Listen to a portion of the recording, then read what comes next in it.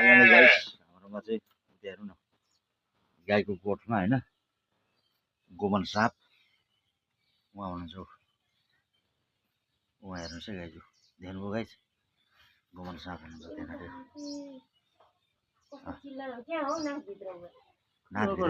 नाचभित्र छन् है गाइस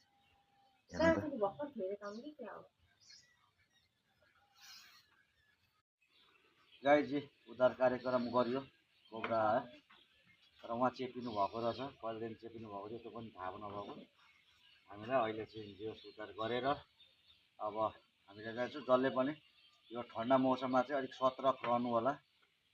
सबैजनाले है सतर्क रहेर आफ्नो काम गर्नु होला है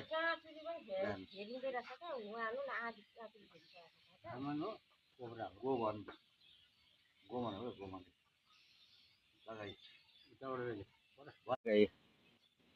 कोब्रा आज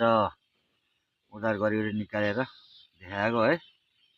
कोब्रा हेर्नुहोस् सबैले ध्यानपूर्वक गर्नु है यो जाडा मौसममा धेरै डेन्जर हुन्छ है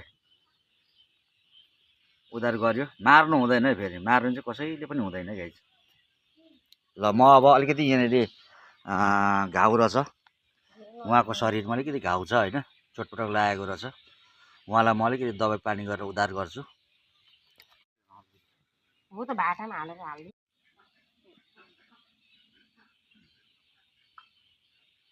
बनाएका रहेछु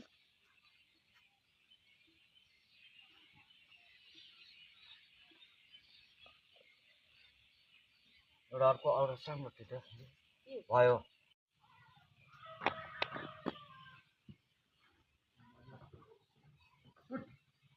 कहाँ मरेको यो